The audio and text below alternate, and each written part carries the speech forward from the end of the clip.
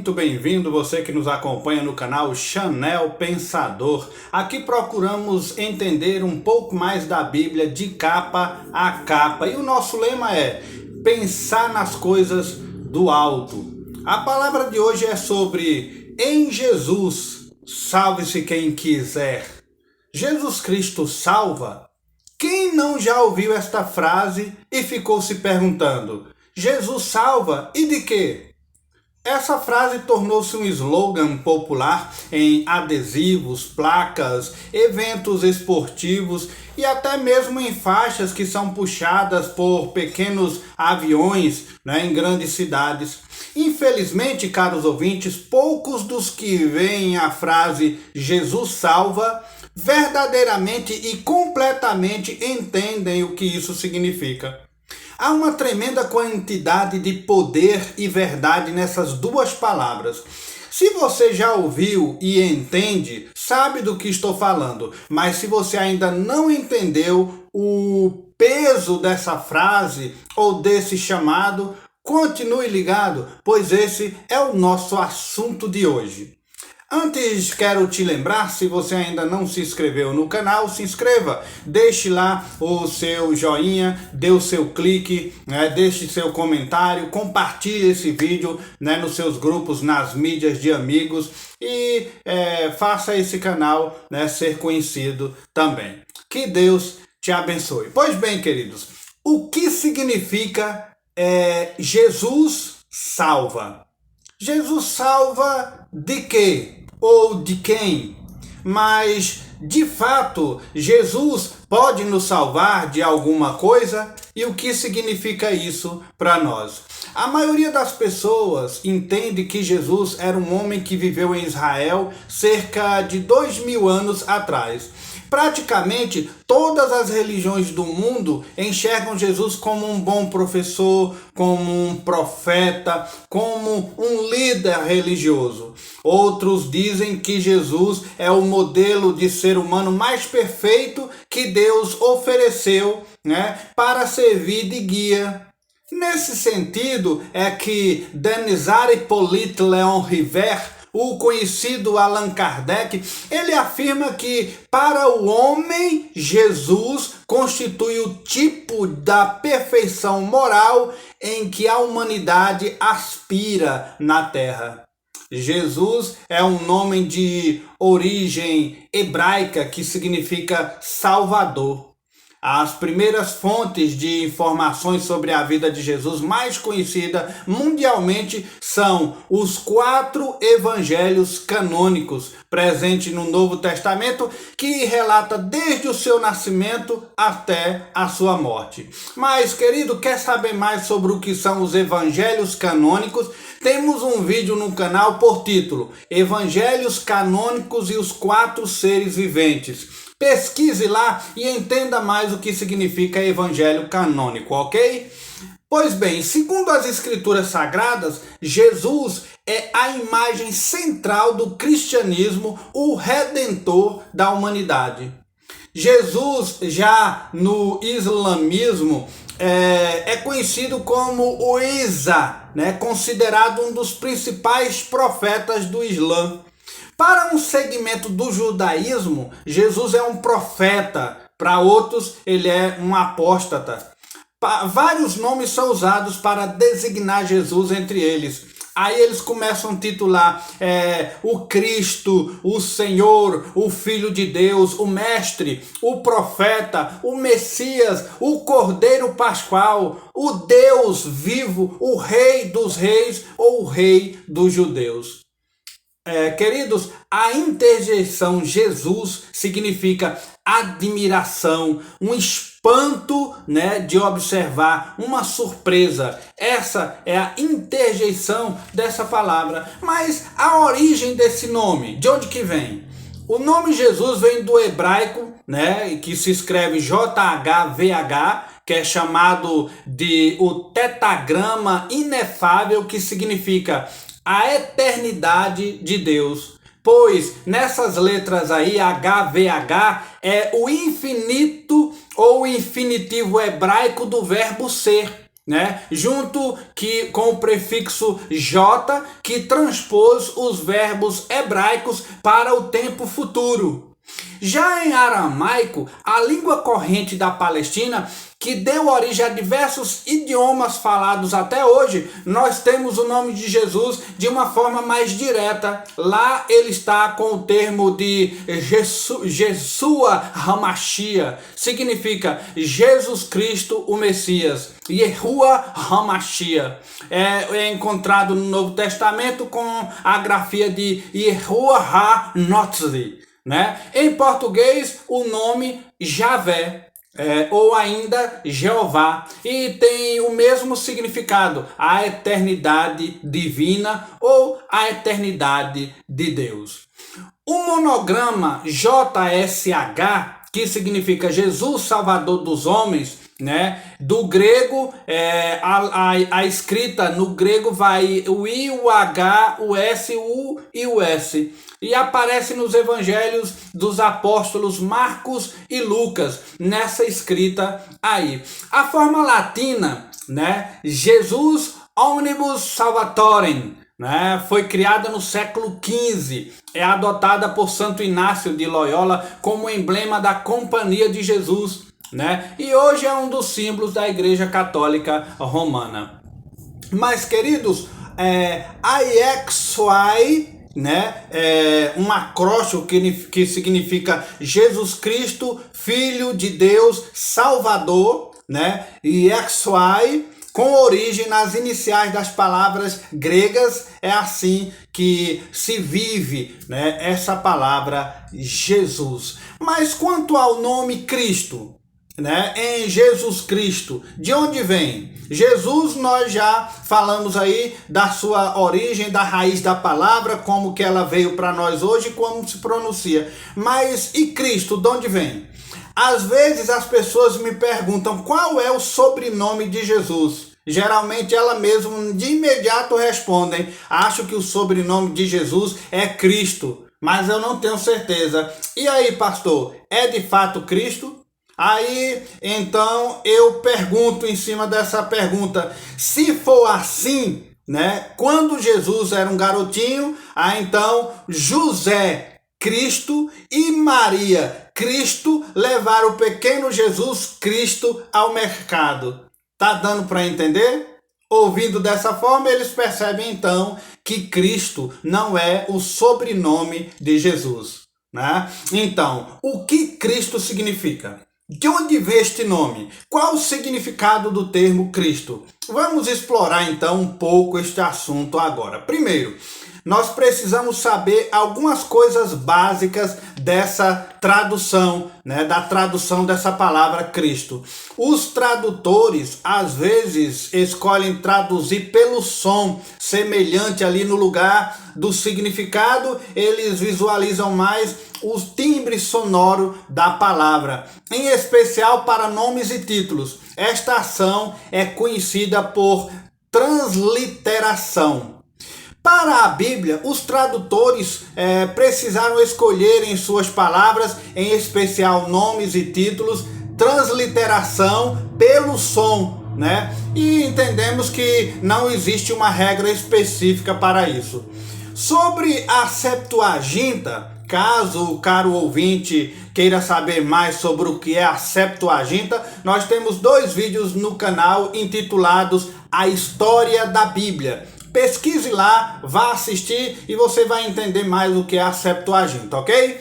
Então, a Bíblia foi primeiramente traduzida em 250 a.C., quando o Antigo Testamento hebraico foi traduzido para o grego. Então, essa tradução é a Septuaginta e ela ainda é utilizada até os dias de hoje. Uma vez que o Novo Testamento foi escrito 300 anos mais tarde e foi escrito em grego, seus escritores citavam então a Septuaginta grega em vez do Antigo Testamento hebraico, né? Vamos compreender agora de onde veio, né, a palavra Cristo. Então, queridos, isso mostra a tradução a partir do original para a Bíblia moderna nos dias de hoje. O Antigo Testamento foi escrito em grego, tanto o Antigo quanto o Novo Testamento estavam disponíveis em grego. O Antigo Testamento foi escrito em hebraico, depois passou para as duas línguas, hebraico e grego.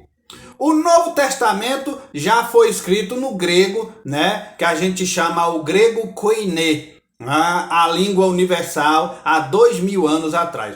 Geralmente o Antigo Testamento é traduzido a partir do hebraico original. O Novo Testamento é traduzido a partir deste grego aí que citamos. Então, sendo assim, já dá para a gente entender o nome, né, a origem do nome Cristo. Agora, queridos, seguimos a mesma sequência, mas focando agora na palavra Cristo, que aparece no Novo Testamento em português. De onde veio da Bíblia original essa palavra para Cristo? Então, a palavra hebraica no Antigo Testamento era Mashiach, que o dicionário hebraico define como uma pessoa, né? Uma pessoa ungida ou consagrada, e que para o nosso português, Mashiach quer dizer Messias. Reis hebreus eram ungidos, né, cerimonialmente, esfregados com óleos, antes de se tornarem reis. Né? Consequentemente, eles eram os ungidos ou os Mashiach, os Messias, né? Como Davi o foi, né, naquela época.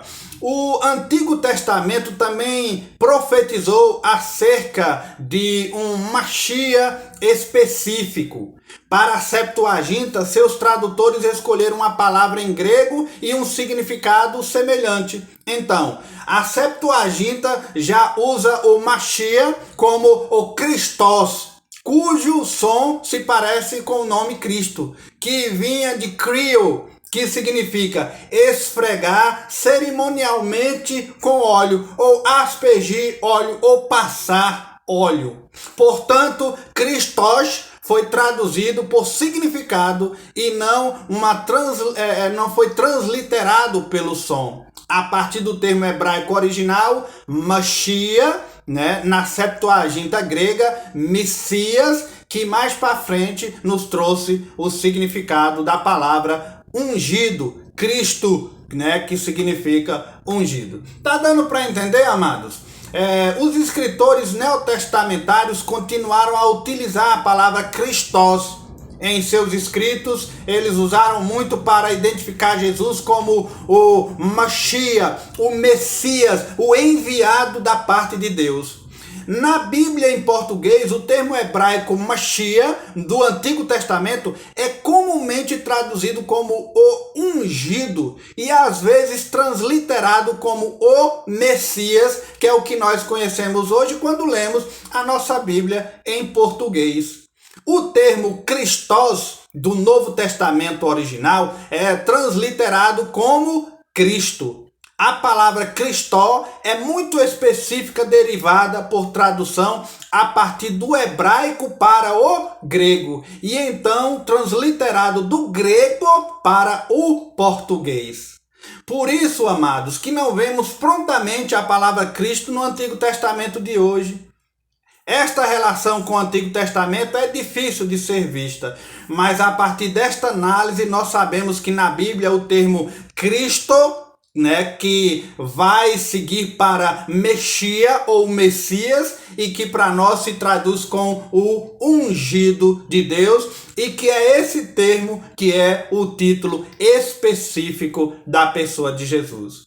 No entanto, amados, apesar dessas coisas sobre Jesus Cristo, definitivamente elas serem verdadeiras, taxadas, elas não transmitem quem Jesus realmente nem explica como ou por que Jesus salva. A Sagrada Palavra de Deus diz que Jesus é Deus em forma humana, conforme o evangelista João narra isso lá no primeiro capítulo, versículos do 1 a seguir. Jesus é Deus que veio para a terra como um verdadeiro ser humano. Isso está lá na epístola de 1 João, no capítulo 4, versículo 2. Deus tornou-se um ser humano na pessoa de Jesus para nos salvar. Sendo assim, isso traz à tona a seguinte questão: por que precisamos sermos salvos? A Bíblia declara, queridos, no livro de Eclesiastes, no capítulo 7, versículo 20, também no livro de Romanos, carta que Paulo escreve a Romanos, no capítulo 3, versículo 23, que todo ser humano já vive em pecado, ou todo ser humano que já viveu, pecou. Pecar é fazer algo, seja em pensamento, palavra ou ação, que contradiz o caráter perfeito, santo de Deus. Pecar é errar o alvo no qual estamos nos dirigindo à perfeição, que é Deus. Por causa do nosso pecado, todos nós merecemos então o julgamento de Deus, conforme está escrito no Evangelho de João, capítulo 3, versículos 18 e versículo 36. Deus é perfeitamente justo, por isso ele não pode permitir que o pecado, o mal, permaneça sem punição. Uma vez que Deus é infinito e eterno e que todo pecado é, em última instância, contra Deus, a gente pode ver isso registrado no livro dos Salmos, no capítulo 51, versículo 4, somente um castigo eterno e infinito seria suficiente. Morte eterna é a única punição justa para o pecado. Esse, então, amados, é o motivo pelo qual precisamos sermos salvos pela pessoa de Jesus Cristo. Dentro desse raciocínio lógico, surge outra pergunta. Então, como Jesus nos salva? Porque pecamos contra um Deus infinito e uma pessoa finita, nós temos que pagar pelos nossos pecados por uma quantidade infinita de tempo. Ou uma pessoa infinita, Jesus, deve pagar por nossos pecados uma só vez. Tá dando para entender? O pecador, tendo que pagar uma grande falta, uma lista enorme devedora a Deus, não teria condições se não fosse o Cordeiro justo, sem mácula, se posicionar em nosso lugar. Não há outra opção, queridos. Jesus nos salva ao morrer em nosso lugar, porque o Cordeiro tem que ser sem mácula, incontaminado, e nós fomos contaminados pelo pecado oriundo de Adão e Eva. Então, somente Jesus, digno de nos dar essa salvação.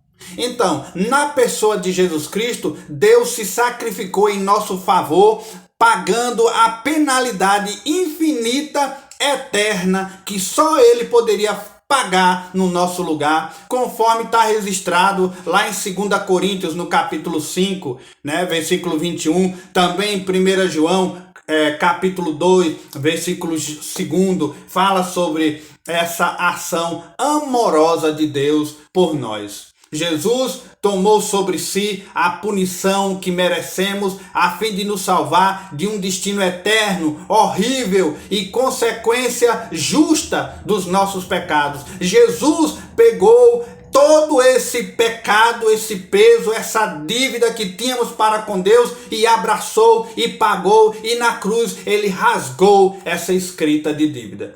Por causa do seu grande amor por nós, aí ele deu sua vida para pagar essa penalidade que quem merecia era nós, mas nós não podíamos pagar, então ele pagou em nosso lugar. Jesus ressuscitou em seguida, demonstrando que a sua morte foi realmente suficiente para pagar a penalidade pelos nossos pecados. Paulo explica isso de forma veemente lá em 1 Coríntios 15.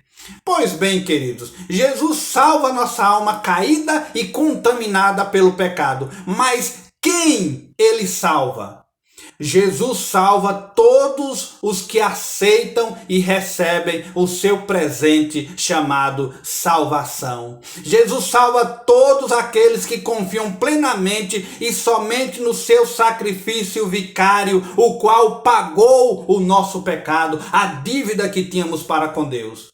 enquanto que o sacrifício de Jesus tenha sido perfeitamente suficiente para pagar pelos nossos pecados ou o pecado de toda a humanidade, Jesus só salva aqueles que pessoalmente recebem o mais precioso dos seus presentes, conforme João capítulo 1, versículo 12. Se você, querido, agora compreende o que significa que Jesus salva, por que ele salva e quem ele salva, e deseja confiar nele como seu salvador pessoal, certifique-se de que você entendeu tudo o que você ouviu até agora e, como um ato de fé, comunique-se a Deus, entrega a tua vida a Deus. Senhor, toma conta, porque eu não tenho capacidade de me salvar. Por isso que eu preciso de um Salvador. Até a mãe de Jesus, Maria, em Lucas capítulo 2, ela diz: meu Senhor, meu Salvador. Ela precisava da salvação. Queridos, se você nesse momento compreende a veracidade dessa frase, Jesus é o único que pode nos salvar do castigo eterno, então ore comigo. Diga assim: Deus, eu sei que sou um pecador. Eu sei que por causa do meu pecado mereço ser eternamente separado de ti. Mesmo sem merecer, obrigado por me amar e oferecer o sacrifício pelos meus pecados através da morte e ressurreição de Jesus Cristo. Creio que Jesus morreu pelos meus pecados e confio apenas nele para me salvar. Deste ponto em diante, ajuda-me a viver a minha vida para ti e não para o pecado. Ajuda-me a viver o resto da minha vida em gratidão pela salvação maravilhosa que tu tens fornecido através de Jesus.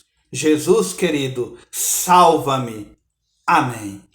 Queridos, nosso intento é fazer com que você compreenda um pouco mais da palavra de Deus e do plano de salvação.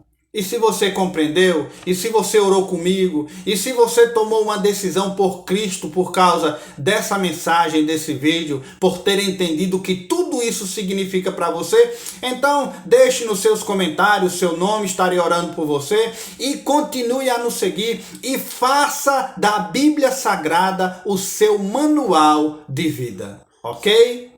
Espero ter esclarecido um pouco mais sobre esse assunto e que Deus te abençoe e que Deus abençoe a tua vida e a tua família. Até o nosso próximo estudo, em nome de Jesus.